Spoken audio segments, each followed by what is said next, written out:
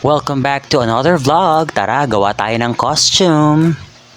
At sa pagpapatuloy ng ating paggawa ng Mecha Babe costume, eto na po tayo sa part 3 kung saan yung corset na po mismo ang ating binabalutan ng metallic spandex. Kung inyong matatandaan, ang una nating binalutan na metallic spandex ay yung mga maliliit na pieces or yung details na ilalagay natin sa corset na ginawa na rin natin nung part 1. Ngayon naman, struggle is real nung mismong corset na isang pirasong malaki ang nilalagyan natin ng spandex.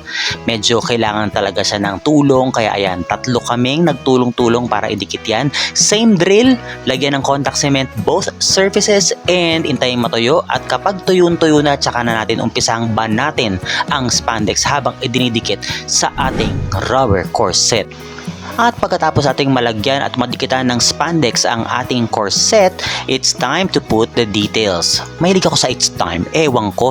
Ayan, lunch break ko to, madaling araw, bandang alas 2:30 ng madaling araw habang ako naka-duty sa work. Again, may lunch break pa akong 1 hour, kaya during the lunch break, habang nanonood ng pelikula ni Sharon Cuneta, yes, Sharon, yan po ang inyong lingkod, Die Hard. Ayan, nilagyan ko na at inumpisahan ko ng lagyan ng details na red muna. Iuhuli ko yung gold. Siyempre, kailangan tignan yung reference. Kahit papano, again, ang ating goal ay maging kamukha ng ating ginagaya yung picture na nasa umpisahan ng video na to. Yun yung ginagaya natin.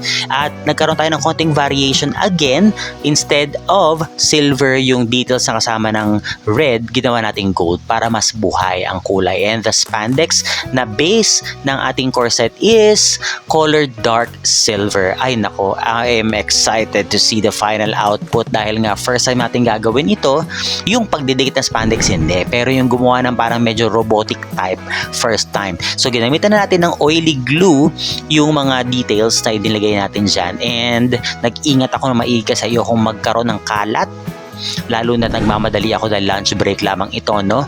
At mabilis naman ako nakakilos kasi nga nakakat na lahat at nakaready na lahat. And ayan na, nilalagay ko na yung gold na details. Oh, di ba? Nasa background pa si Bebe. Gising siya ng ganyang oras talaga. Oo.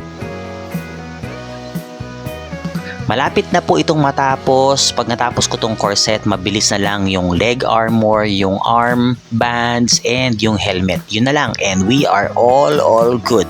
So, sa susunod na video natin sa part 4, papakita natin yung pinaka-finished product. Dahil alam nyo naman ang process, same lang din naman.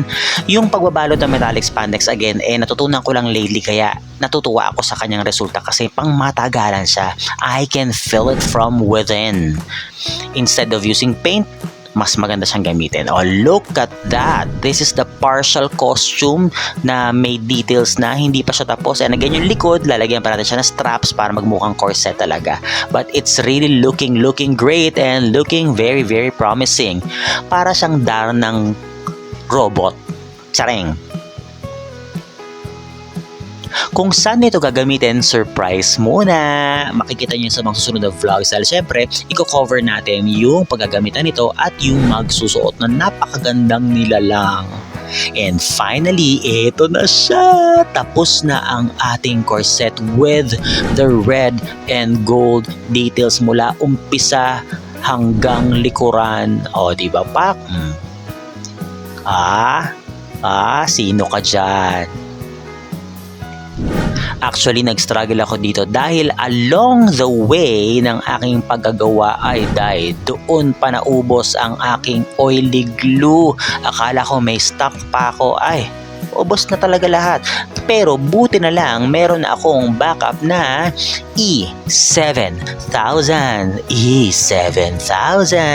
Sinubok nito ang aking pananampalataya at dumikit naman siya. So far, here's the finished product ng ating corset. Soon, para sa ating part 4, ang other parts like the helmet, leg armors, yung para sa paa at saka yung sa braso at kamay. Maraming salamat sa mga tumututok at mga nag-PPM. Nakakakuha po tayo ng inquiries dahil sa inyong pagsuporta. Maraming salamat, and we will show you more videos of costume making. Pa-like, share, and subscribe, and pakikalat naman ng magandang balita. Bye-bye! Salamat! Mwah!